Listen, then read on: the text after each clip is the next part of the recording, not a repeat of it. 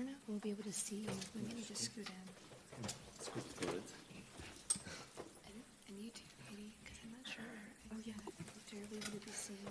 Sorry. Just gotta get cozy. Yeah.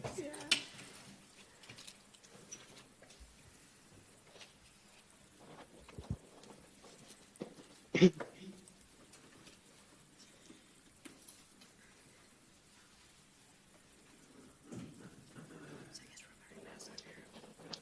We'll take them off when we get your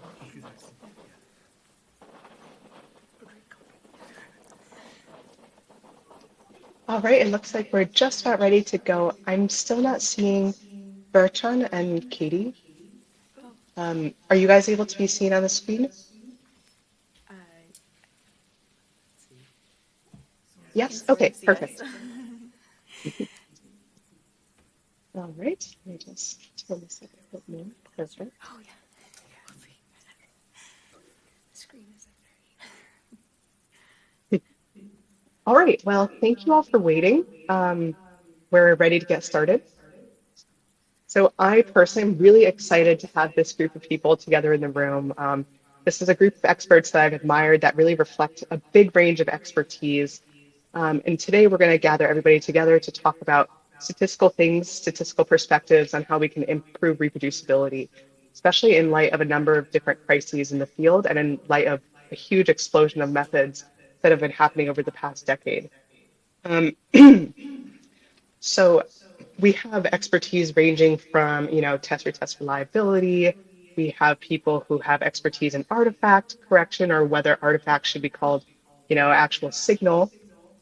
People who have deep, I think everyone here has deep sort of theoretical knowledge in general statistics and engineering, as well as machine learning. So we have a lot of different types of expertise and more, lots of big data strategies, genetics, neuroimaging. So I'm really, again, excited to have this group of people here today. So just to get started, we prepared some questions, and I'd like to hear people talk very generally about whether they have thoughts, in the next decade or so, what would be the best path forward, or what would be like one strategy that they think the field could adopt to improve our ability to detect effects. That's a broad question, I know, but feel free to take that in any direction you'd like.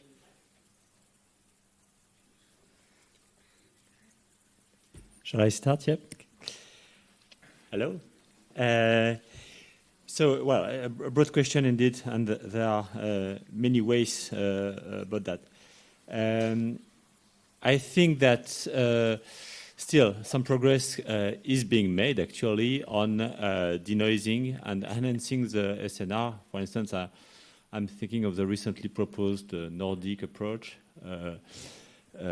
which boosts the SNR of the data and certainly improves detection. So this is one possibility. Another possibility is what we would call pedantically special regularization, and we would be maybe simply smoothing your data, which is a good old way to improve SNR. Maybe not very exciting, but actually, if you think of it, techniques like TFCE are another way to regularize the solution and obtain the more power and improve the detection of effects. And there are other ways, by the way, we can do. We don't always need to do voxel level inference. We can perform inference at a more regional level, and then certainly again in power. And finally, because we're talking about power, we should do power analysis. We should get estimates of the effect sizes that we should expect for many experiments, many standard protocols or experiments in brain imaging. So we should have an idea of what is the expected effect so that we can decide in advance how much data we need to detect these effects and whether we can consider that an experiment has been successful in terms of discovering an effect that was expected. Hi, I'm Mandy Mejia from Indiana University, and maybe we should take a second to let everyone say who they are and where they're from. So Do you want to? Yeah, sure. Do we want to do that really quick, and then we can get back to the topic? Yeah, so Bertrand Thirion, I'm a researcher from France, as you can hear. I'm specialized in machine learning techniques for brain imaging. My name is Gang Chen. I'm a statistician, a member of the IFNI team at the National Institutes of Health in the United States.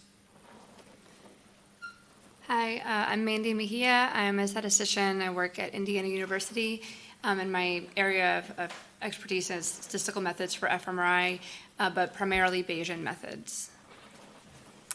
Hi, I'm Katie Chang, and I'm an assistant professor at Vanderbilt University, and my research is on fMRI methods analysis. Wes, go ahead.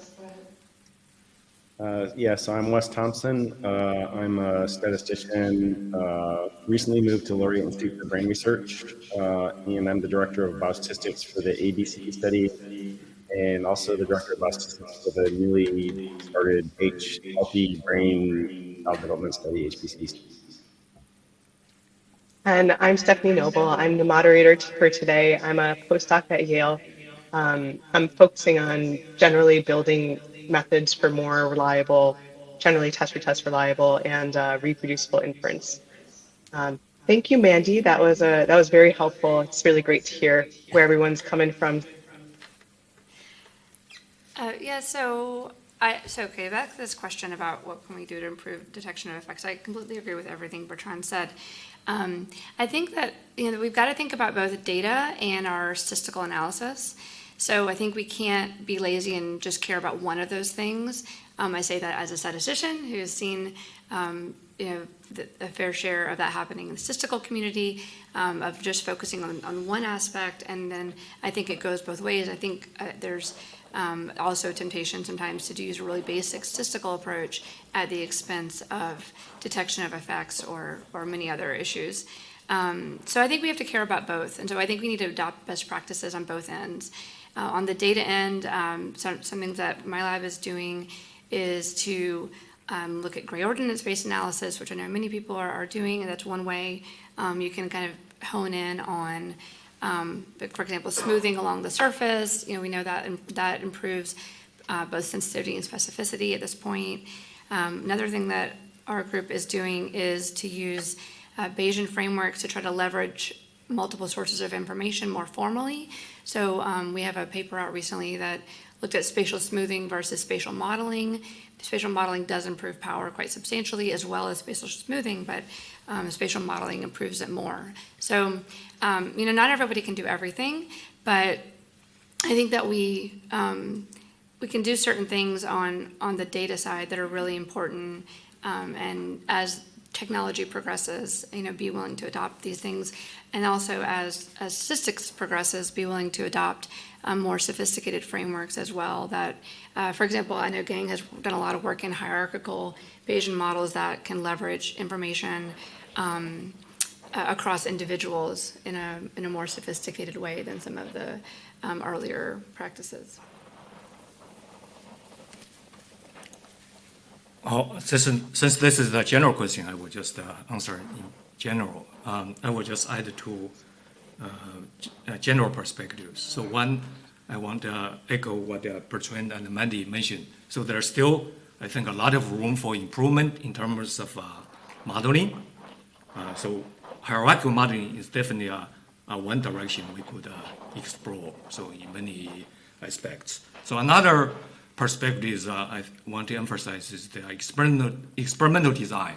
So the typical approach, people emphasize the number of subjects when people talk about sample size. I think recently we explored a little bit and found that even the trial sample size can matter a lot too, to the extent it almost equivalent to the number of subjects under some circumstances. So the second point I want to make is just pay attention to the number of trials for each task. So that's something you can also improve. Big data set is not necessarily mean just the number of subjects, can be also the number of trials too. I can just add really a quick bit too, is that extending the idea of not just the modeling but the data. I think that goes all the way to the data acquisition at the beginning in the MR physics, and so thinking about what effects you're trying to detect in the signal and how you can optimize the MR sequences for that, as well as sequences that can kind of facilitate separating signal from noise later on down the road. So. In a couple hours, there's going to be a session on multi-echo acquisition and denoising methods, and that's one area that's kind of come into prominence more recently about giving us tools for separating signal from noise. Yeah, I would just add that I think one of the biggest things we can do is just move away from hypothesis testing to an effect size estimation framework. And to get reliable estimates of effect sizes, there's, I think a lot of the methods people have mentioned are useful, but also large sample sizes or larger sample sizes. And then for effect size estimates, like for grants, like not relying on ridiculously high effect sizes that you typically see in grant applications that are obviously wrong, and getting grants funded that are funding like 50 people in studies that are not, that were ridiculously underpowered based on the unrealistic effect sizes that people present. You're all absolutely right, talking about focusing on data, and Wes right now talking about the fact that we tend to use quite unrealistic effects to justify our sample sizes in studies. We're recently putting together an estimate of really basic co-INS-D effect sizes across different types of studies. And indeed, we tend to see that effects tend to be quite small, and probably due to sampling variability, effects are like even the tails that we're seeing are probably even smaller. So I think that what many of you have mentioned, just having a better sense of what the data should look like and maybe focusing more on effects than conventional, hypothesis testing makes sense. I'd love to hear everybody talk. Oh, go ahead, Wes. Yeah. Can I just add one thing? So I think also I'm not sure about hypothesis pre-registration, though I'm open to it. It would definitely be a change in my culture, but avoiding this engineering aesthetic or p-hacking aesthetic where you can run crap ton analyses and pick the ones that give you p-value less than 0.05 and publish that. It's maybe not always that nakedly blatant, but it is a huge temptation, because if you've got a study funded and you don't get a significant result, you're not going to be able to get another study funded. So it's not even, I wouldn't even say it's a moral failing. I would say it's a moral hazard of the current situation, the way of funding underpowered studies. We have a big focus in this field on exploratory analysis, or what most people are doing is exploratory, but often sold as confirmatory, and in practice that involves a good deal of p-hacking, searching. It's an exploratory technique, but it's instead sold as like, this is my hypothesis that I've confirmed. I wonder if people would be interested in talking a little bit more about that, about solutions that they see in terms of trying to address this issue where people are doing very exploratory analyses and selling them as confirmatory. Are there thoughts on solutions that might be helpful, either like clearly stating up front that they are doing an exploratory analysis, or certain statistical techniques that might be useful for doing one or the other for the field?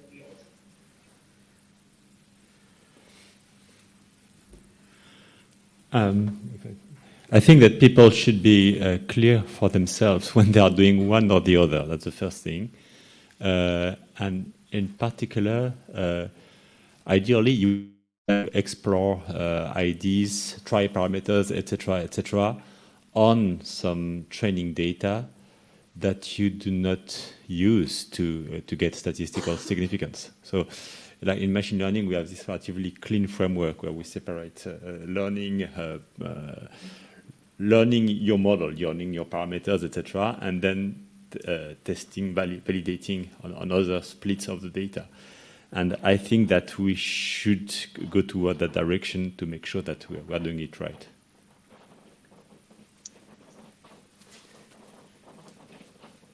So since we're talking about exploratory research, that means we have to lower our expectation a little bit. So we can't expect that the result would be decisive, right? So, so in that sense, I think we can't expect the experimental design to be optimal. We cannot expect the model be perfect. So in that sense, especially when we report the results, the current culture of sticking to the rigorous or stringent thresholding, that's probably not a good idea. I think we should be a little bit more open to, since it's exploratory, open to full results reporting. So regardless the strength of the statistical evidence, we should promote full results reporting. So in that sense, that we should try to avoid as much as possible about the selection bias issue due to the publication bias. So that's essentially what it boils down to. Yeah, I just want to build on that a little bit. I think that's a really good point. And this is maybe more of a question than an answer, but I think that it would be great if there were publication mechanisms, especially within, our established journals like Neuroimage, for example, or Human Brain Mapping, that were geared towards more exploratory analysis. Because I personally I don't recall a paper that I've reviewed or submitted myself that claimed to be an exploratory analysis and had that focus. And I think that we definitely have a bias towards more confirmatory analysis and hypothesis-driven analysis, or at least billing it that way. So I think that would be extremely valuable, and that shifting, not shifting away from what we already do, but to open a framework towards a really different type of work that could serve as kind of a springboard for future work, and lower the threshold for significance. I think that would actually be extremely valuable. So those of us here in the audience and in the panel, and hopefully in the audience virtually, who are involved in leading journals, I think that's really good food for thought.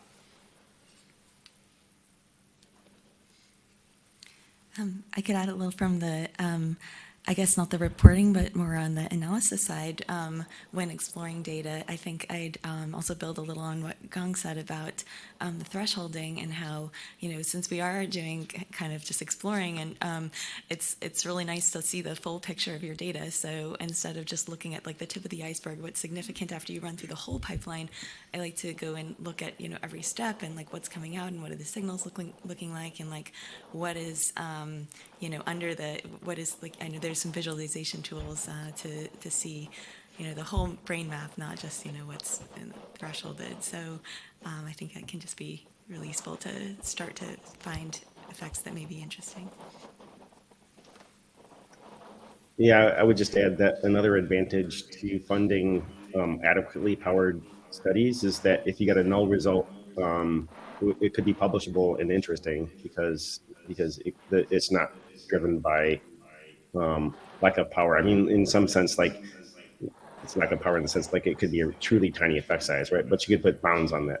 So that should make it more interesting to show null results potentially if you were publishing it based on a typically well-powered study, which is not generally the case. I appreciate hearing everybody talk about publishing, the full results and sort of lowering our thresholds in many different ways. Because I think it stands a little bit in contrast to a lot of the field seems to be very interested in, very rigorous inference in terms of like rigorous confirmatory techniques, trying to limit family bias error rate or other types of error rates. But I think that is very much in line with a confirmatory framework. I think what you're all suggesting, using explicitly exploratory methods and reporting everything is perhaps a little bit more appropriate for this current stage of the field. And what Wes just said nicely transitions to the next thing I was wondering about, which is we all have spoken about the small effect size in this field. So this is kind of I know that this is a bit of a straw man question, but I'm curious to hear people talk about whether they think small effect sizes imply that results are meaningless. Perhaps it's not a straw man. I'm curious to hear what people have to say. No, I think far from it. It depends. Like, what do you mean by meaning? So, what are you using those effect sizes to do? I mean, it may be pointless for clinical utility. I mean, that's that's probably true for the vast majority of brain behavior results. But a small effect size doesn't mean you haven't learned something about the neural mechanisms of a behavior. So, because there's a lot of different reasons why the effect sizes could be small. So, some of it's probably due to measurement issues, and being small because of measurement issues doesn't mean that the underlying actual mechanistic effects are small. And maybe they are, maybe they aren't. But small effects don't automatically invalidate brain behavior research.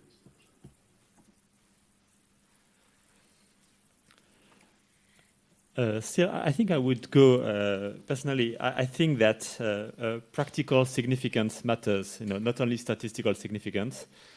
Statistical significance is just if you want. Is okay if you want to make a statement on an association which holds or not. But I think we should be worried also about practical significance. If we detect an effect, but that barely explains, I don't know, 1% of the variance of the target variable you are trying to predict, then we're in a slightly difficult situation, and I think we're not going very far. So we should always identify where the variance goes, essentially. If we cannot fit it with our models, where does it go? Are there some confounders? Are there some, I don't know, other effects, environmental or unmodeled effects that explain the variance? So personally, I think I would like to see more and more effect sizes reported, and effect sizes being in a wide sense, meaning that the amount of signal which has been predicted, the amount of information that has been fitted by the model, like an R-square score, as we typically do in machine learning. I would like just to clarify a little bit about the phrase effect size, because in the statistical literature, this phrase a little bit, to me, is ambiguous. So to me, it can be, I prefer to use effective magnitude, because that has some physical dimension, like we talk about the length, weight. So in fMRI, we can talk about the correlation value or Boden response magnitude. That can be measured as, for example, percent signal change or any other meaningful matrix. So that's one definition. Probably more general, people talk about the standardized version, which is, for example, Cohen's d, right? So in that case, since it's standardized, its dimensionless, it doesn't carry any physical, direct physical interpretation. So that can be challenging. So personally, I prefer to use the dimensional metric. So in fMRI, we could use correlation value, or could use Boden response in terms of percent single change. So that's directly comparable regardless of your sample size, right? So that's more meaningful. And more important, when we later on, when we have multiple studies, we can compare them, we can do a meta-analysis. So when we say small effect size, what do we mean? Is it because intrinsically the neurological response is small, or is it because of quasi-objective variability is huge? So in that case, the standardized version of effect size is small. So that doesn't mean the Boden signal is small. So it can be large, simply because the quasi-objective variability is high. So that you scale it, standardize it, then that becomes small. So we need to be clear and to understand what is exactly the underlying reason for that is small effect size or effect magnitude. So if it's because the quasi-objective variability is large, then we need to know for what the reason is, because, there are different subgroups we need to consider. Divide the subjects into multiple groups, or some quantity variables involved. We can improve can better characterize the quasi-objective variability. So there are many ways we need to further work. Yeah, I completely agree with all of that. Gang convinced me a few years ago to start looking at percent signal change, and we've never looked back. But yeah, small effect sizes, I agree with Wes, are not meaningless, but it's honestly from a slightly outsider perspective, it's a little crazy, the idea that one wouldn't report effect sizes. I don't know of a scientific domain where you don't report effect sizes. You do a regression analysis, you report the estimate, and then you report the p-value, right? Like, that's the standard practice. So I absolutely agree that we need to get away, we need to go towards reporting effect sizes. And then I think that, there's growing recognition that that the brain, for example, in activation studies, is activated in a low degree across the brain, but then in a high degree in certain areas of the brain. So we have this kind of distribution of effect sizes, and I think we should start honing in on that. So not just to think about where's the brain activated and what effect size should I care about, but maybe start looking at different buckets, like how much of the brain is activating at this level, how much of the brain is activating at a lower level, and add a little more nuance to our results in that way.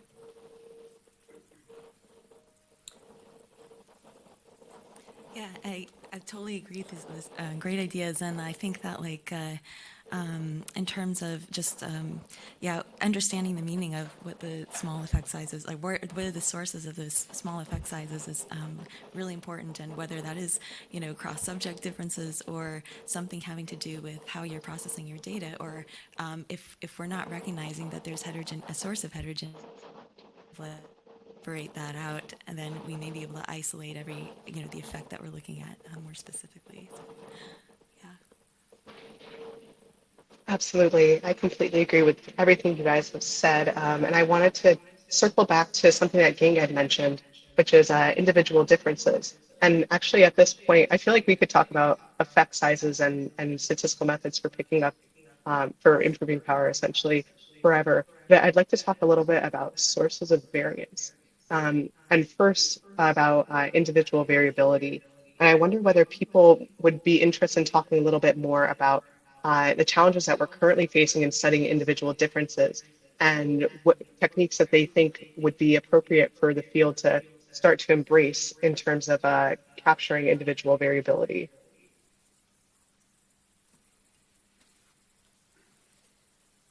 As a statistician, I consider, the notion of individual differences is a way to characterize, basically we are humans where each of us is unique to some extent. So from statistical perspective, we tend to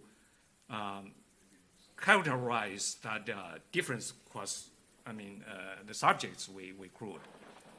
But I think the challenge in the field is not just the cross. It's also there's a within subject variance. So some people call it intra-individual variability. So in FMI, also in psychometrics, usually our experiments, not just that we recruit subjects, and for each task or condition, we have many trials.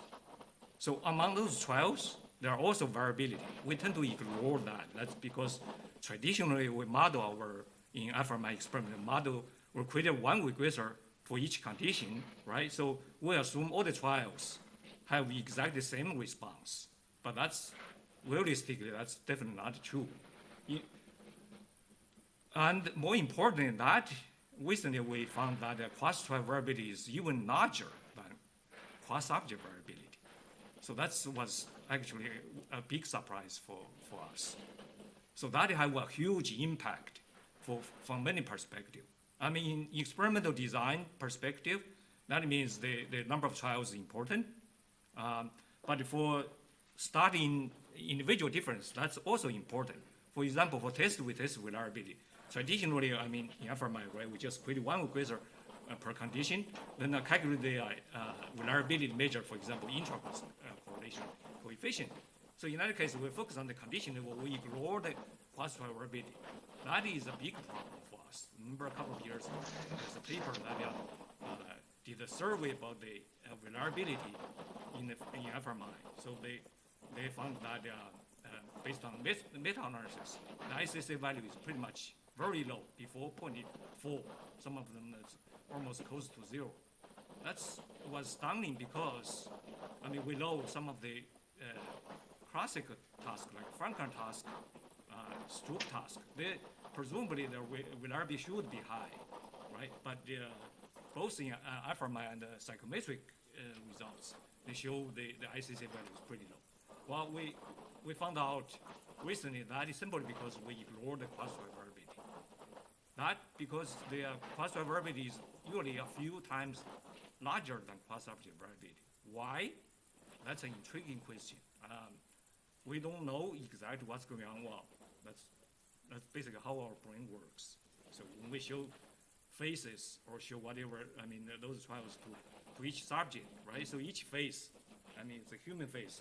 There are different ways to categorize the face, right? So there are many, I mean, hairstyle, I mean, whether the face is smiling or angry, right? So the huge amount of variability. And also there's some intrinsic mechanism about the brain too, so which we don't fully understand. So this is not just about a statistical question and something more fundamental about the neuronal level. So that's a big challenge for us. There's no easy way to get around other than your model to explicitly to capture that quantitative variability. So hierarchical modeling is the way to go. I mean, once we realize this, the variability suddenly now it becomes reasonable. I mean, you could reach to 0.8 or sometimes even 0.9 for fMRI data.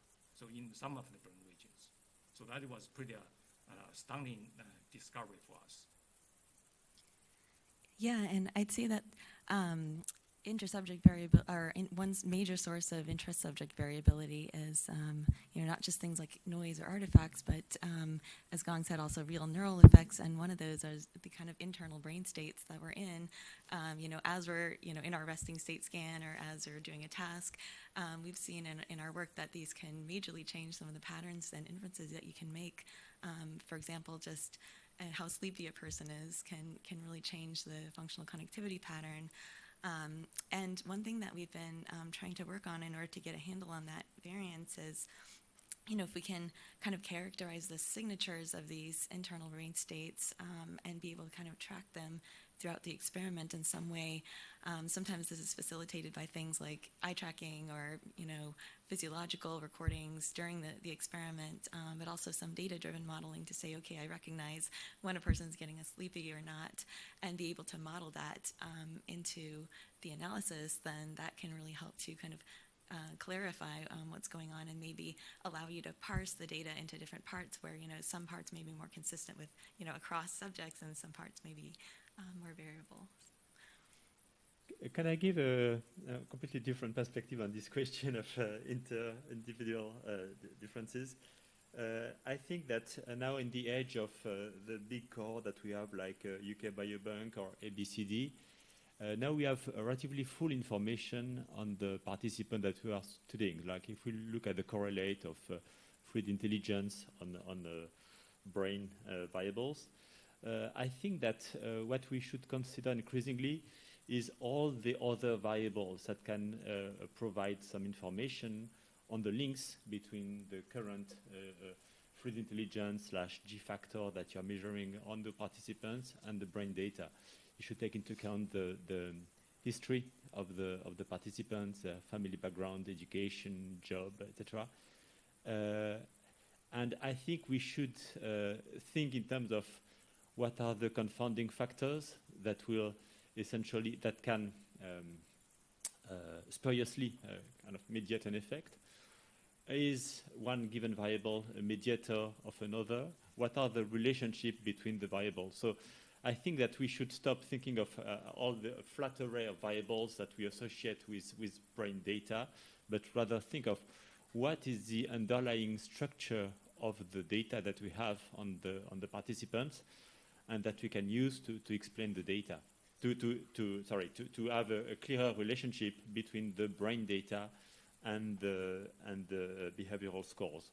So I would advocate being more and more careful about potential confounders in the analysis and all the relationship between variables. It was my frustration with respect to the Marek studies, which is well known, which is great, by the way, of course, but that did not try to discuss the underlying relationships of the variables. Yeah, Yeah, and I would like to echo that, and also what Katie said, and also what Gang said, honestly. So I think that there's a tendency and there's a history of doing a lot of averaging to get results. So, for example, cross-trial averaging is very, very common, almost universally practiced. And then group averaging. So, just averaging across your different groups and then doing some kind of hypothesis test comparison. But I think what both of you guys are saying is that there's a lot of sources of variability that we could be accounting for in a different way. So this naturally can happen when you do a two-level kind of task analysis by simply, instead of averaging, just fitting a model with more covariates. I think there's also a tendency to try to account for covariates by just doing more averaging. Like, you say, okay, there's this important covariate, so I'm going to split my data into two groups, and then I'm going to average within those two different groups so that I kind of understand the role of this confounder. And I think that's a good exploratory analysis, but I think that sometimes, it gets a little difficult to do that when you're talking about, say, like 3 or 4 or 5 confounders, or maybe many, many more. So I think that it's really time to think about moving away from this automatic kind of averaging approach, and perhaps even at the trial level to try to incorporate more confounders, more covariates, so that we can actually identify the effects of interest. It doesn't mean we're not doing a group analysis. It just means that we have mopped up some of the signal differences, some of the individual differences that might be accounted for by other variables that we have access to.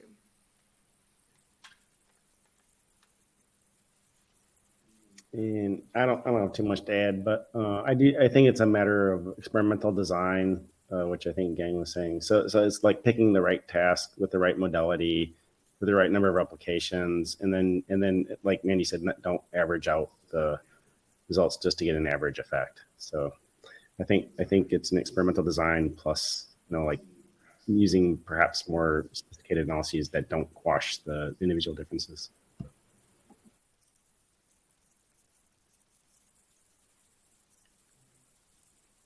You're muted, Stephanie.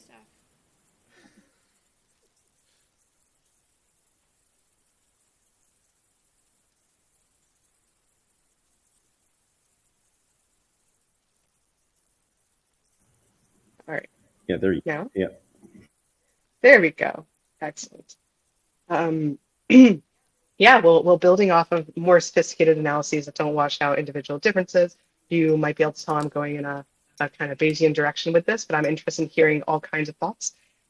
We've been, historically, we've focused as a field on, or we've kind of grown from the perspective of this very like nomothetic group level inferences and making our understanding about the way the brain works by looking at group level effects. And there's this tension between, these days, in the past decade or so, people are interested in doing more sort of idiographic, making more idiographic inferences. People are interested in learning about the individual level effects. Of course, we will rarely have enough data for an individual, and we'll rarely have enough data that we can make sort of reliable inferences. I wonder whether people would be interested in talking about how we can leverage, the larger group level data to inform these idiographic inferences.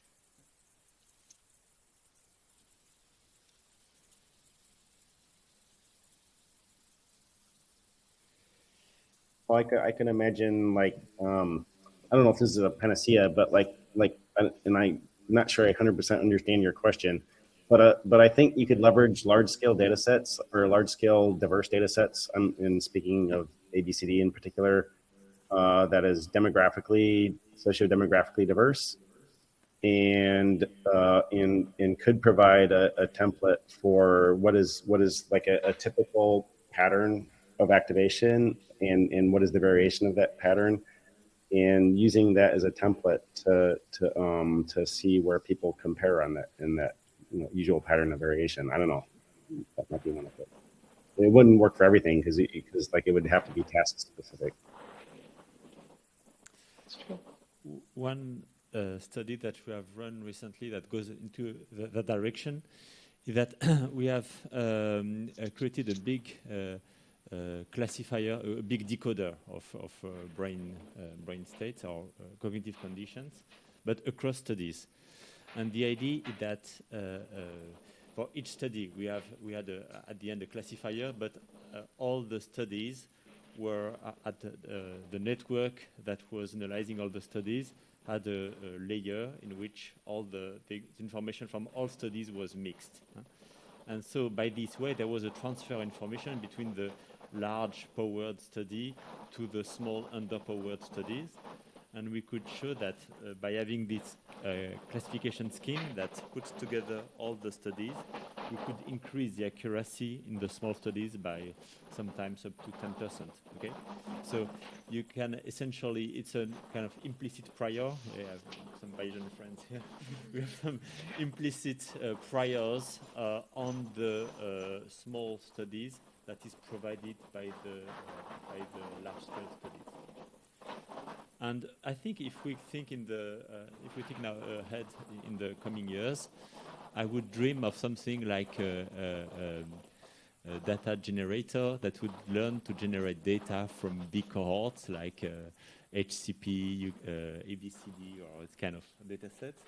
And then you would essentially try to simulate what could be the run responses to some conditions, and that you would only acquire data to test that your simulation is okay, that it actually fits something in your data. I think we will be going more and more towards a direction in which we mix simulated data from which we will have learned the simulation mechanism on large-scale cohorts and small-scale studies, which will be used more for testing an idea that has been probed on a large-scale study.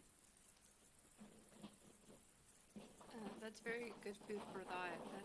That's fascinating. I'm always terrified that my simulations will completely break down when I test it on real data. So I'd be a little bit nervous to bank my, to bank the farm. But I think that using these large data sets for that purpose would go a long way towards trying to kind of model the complexity of true fMRI data in your simulations. So to go back to Stephanie's question and to Wes's point about kind of leveraging these larger data sets through priors or templates, this is a big focus of my lab. And so yeah, I mean, basically that's what we're doing is establishing empirical population priors from larger data sets and then kind of piggybacking on those larger data sets for individual analysis. But I think that Wes brings up a really important point, which is diversity. So we've kind of thought about it the opposite way, maybe to our detriment, in that we've established templates or priors based on specific populations, such as young adults, healthy young adults, like the HCV, and then applied that in context where it's reasonable to assume the person comes from a similar population. But I think maybe we'd be much better served to use some of these diverse, larger data sets and like maybe even lifespan data sets to better understand and better encapsulate the variability of the population in those priors. But I do think that this is a powerful approach that is starting to, there's more and more of this kind of approach happening in the field, really kind of using these larger data sets to train models, train classifiers, and then applying that to individual level analysis. The individual level partialations that Thomas Yo's group has created also used an approach like that and showed how powerful that can be. So as opposed to using tons of data from individual subjects, which is just not very often the case in practice.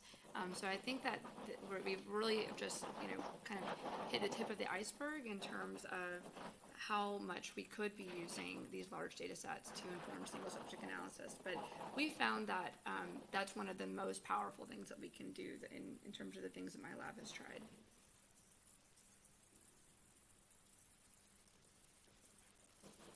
Yeah, I don't really have too much more to add, but I think that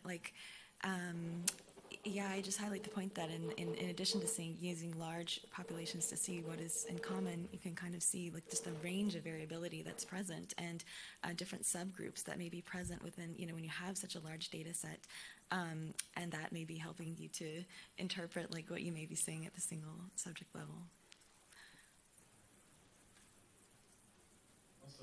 Also across like clinical populations, right? So like right now, ABCD is like a population data set. There's not a lot of clinical. There's not like a lot of psychiatric illness, for example.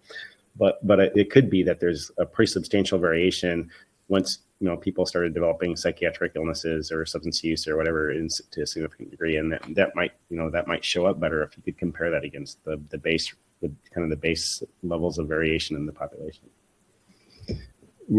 germane to their particular socio-demographic group, if that's important. Right? I agree. I feel like we're starting to appreciate this point with the larger data sets, just how substantially various compounds can influence the effects that we think we're measuring.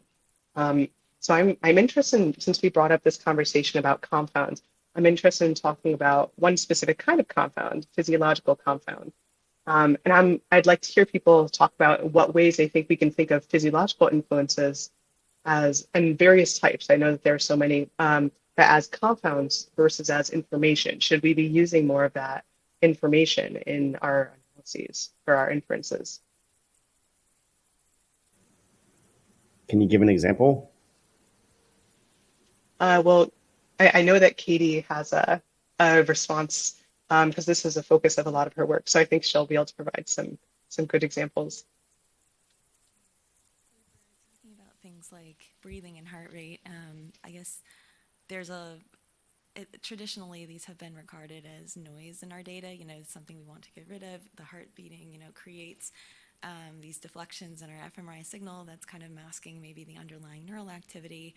I think, but on the other hand, there's growing recognition that there's information in these measurements that is closely related to brain function and physiology. And so instead of throwing these out, we might want to actually use them to get kind of a new dimension of information in our data. And so just as one example with the heartbeats, there's work showing that, if you just kind of measure how the brain responds to these cardiac pulsations, you can kind of tell whether there may be abnormalities in brain vascular responses or in the way that the brain is clearing like waste from itself in the lymphatic system. That's been an area of work. And so I think, another reason that it's important to study, the physiology of the body, these peripheral signals, heart rate, respiration, et cetera, is that we know that there's such a close link with brain function as well. So, our heart rate is closely related to, the emotion response we're seeing, and there may be even some kind of brain-body. We know there are, brain-body interactions that kind of, that we should, expect to be there. And if we're not measuring that information, then it can be hard to maybe to study those. So, yeah. Okay, that's really fascinating. And it also brings to mind the role of motion, because motion is obviously something that we have to think a lot about in terms of excluding frames, excluding subjects.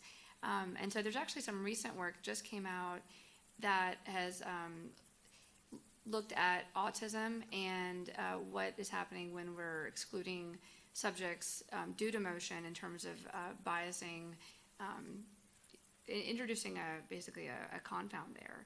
So the subjects that we're excluding due to motion might be fundamentally different from the subjects that we're not excluding. And so they developed like a causal inference framework for accounting for that exclusion. So I think that this has implications in a lot of areas, a lot of populations, such as ADHD, the elderly, but also just I think in the general population.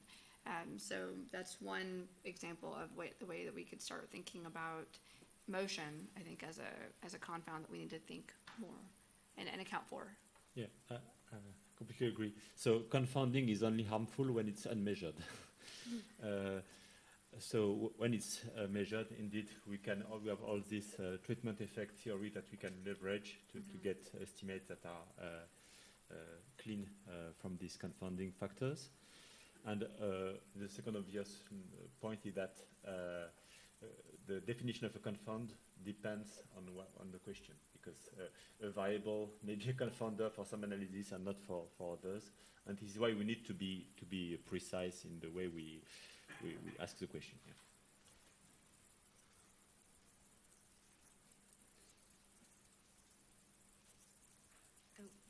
I think you're muted. So I'm seeing that we are having, oh, go ahead. Oh, it looked like you were muted for a second, but maybe it was just lagged. Yes, the famous lag. So I feel like there are so many different directions we can go from here, but it looks like we have 5 more minutes.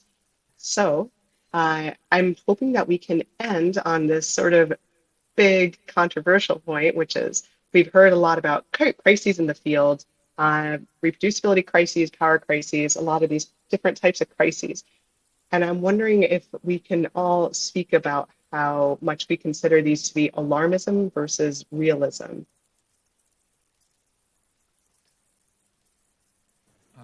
I would like to start talk about some of the crises or debates in the field from a modeling perspective.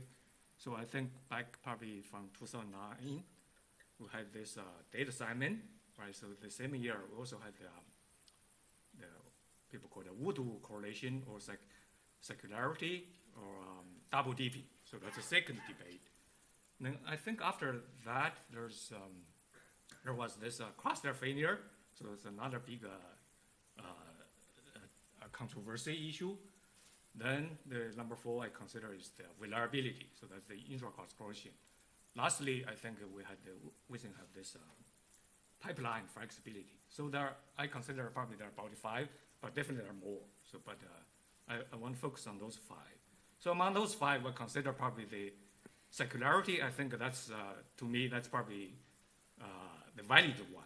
So because that issue still exists in nowadays, especially in result reporting. So we filter the results significantly. We choose the so-called survived clusters. Choose the peak voxel, put in a table, only show those color those clusters survive the stringent thresholding. So that's create a big problem for reproducibility because that's basically we filter, we whittle out the results. So that's not, especially in the future, we do meta-analysis, we try to reach some consensus. That's a big problem for reproducibility. So another issue I want to focus on is the multiple comparison issue, right? So this is huge for us. So everybody knows that sometimes you have the difficulty to get your cluster to survive. So why do we have this multiple comparison problem? Simply because the modeling issue. Why? So suppose we have 200,000 voxels in brain, or you have some number of regions in brain. We build one model per voxel or per region. So that's the source of the problem, right? So 200,000 voxels, we build 200,000 models. Of course, in the end, we have simultaneously make a conclusion about each individual voxels. But I think there's a room for improvement about this. We can build, instead of build one model per voxel or per region, we can build one model for the whole brain, excuse me.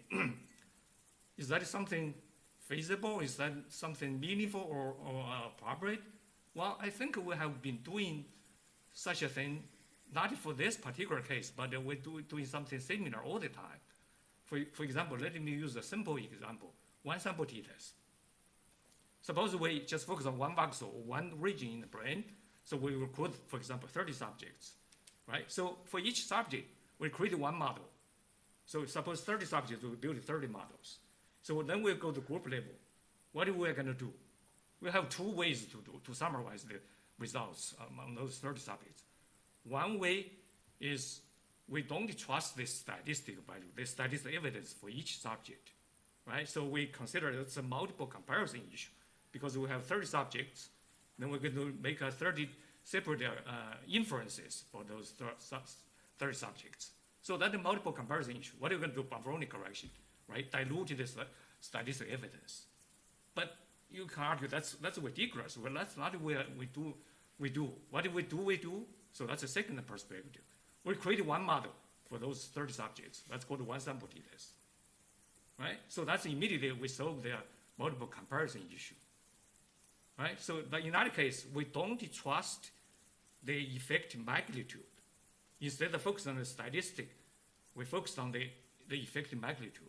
So that way, we sort of use the biased approach because the average across those subjects is a biased estimated for most of these 30 subjects. So we're willing to bias our effect estimation using the population average to represent those 30 subjects. So create one model, that is solve the multiple comparison problem. Well, let me use a second example.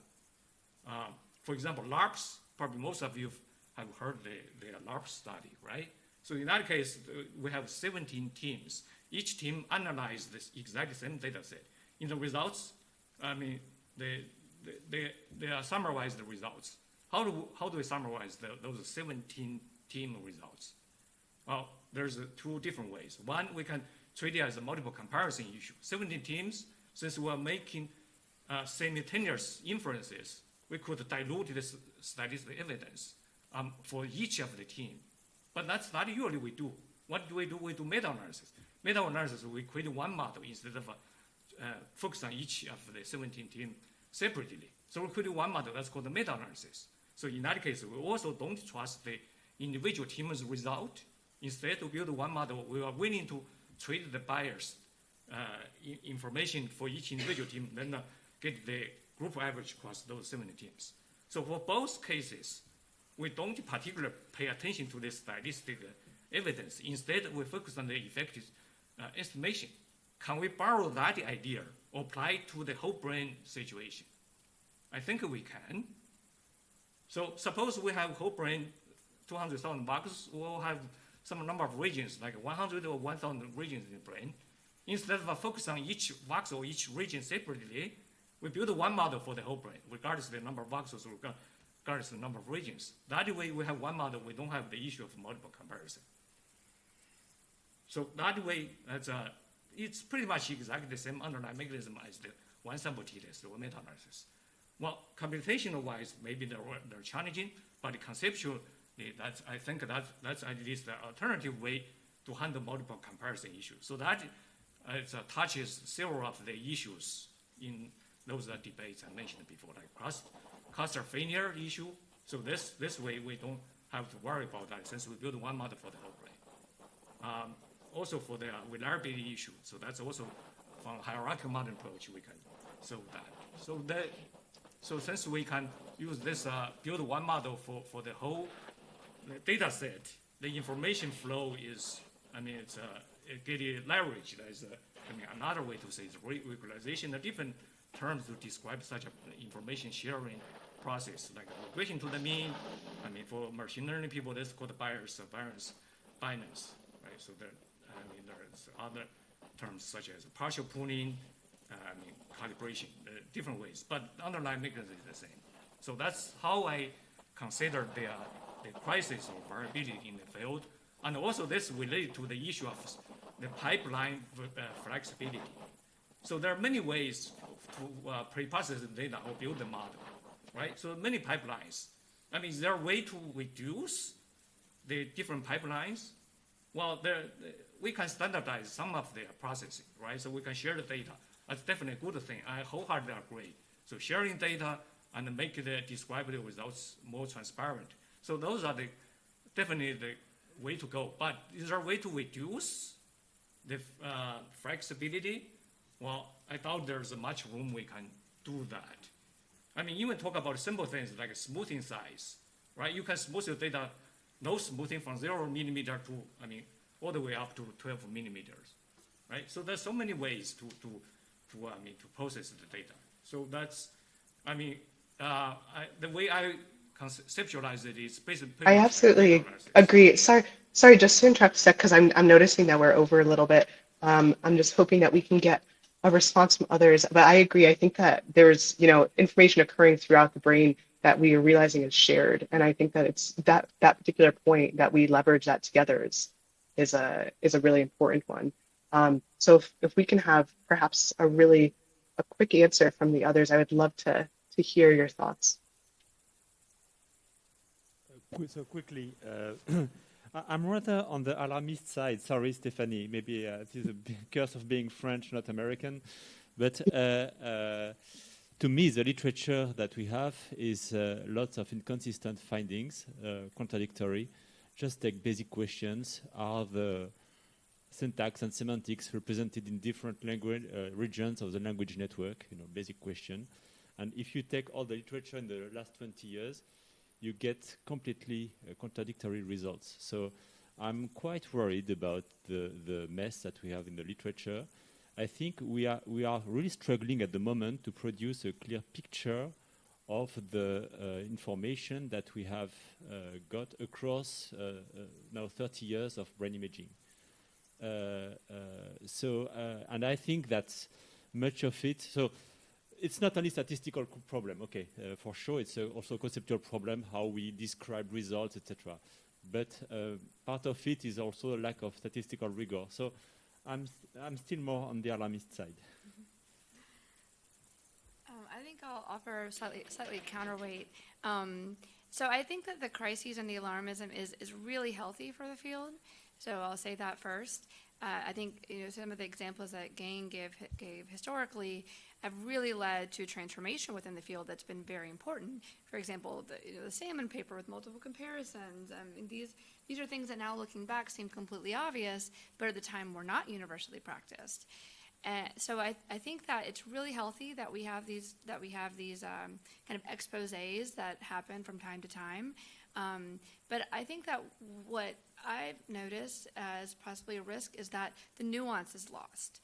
So the one that I'm currently concerned about is the large sample size study that everyone has probably read at this point.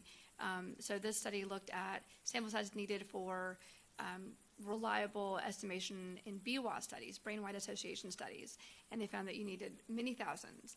And I think that there's a lot of truth to this paper, but now I hear some people saying that we need tens of thousands of subjects in neuroimaging studies, and that's not the message of the paper.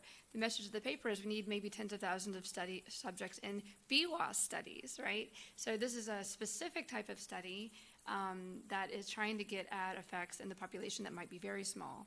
So I think that we really need to keep the nuance and not kind of freak out as a collective when we have certain findings. But I think that I do think that that we need to have these conversations, and I think we should all be grateful to the people who have done the work to raise these controversies, sometimes to their own detriment in times in the past. But these are conversations that I think we definitely need to be having.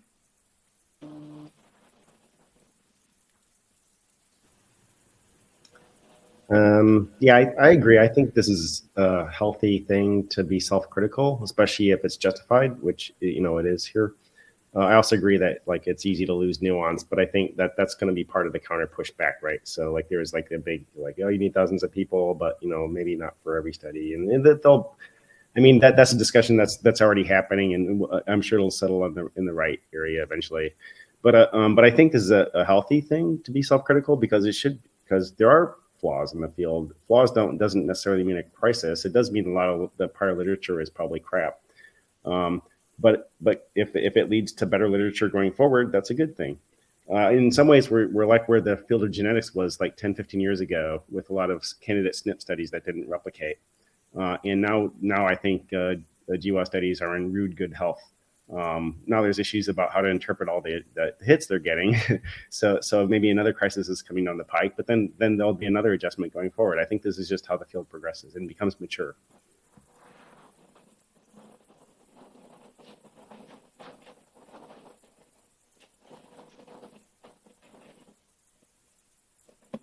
All right, unless there are any closing thoughts from Katie, we can wrap up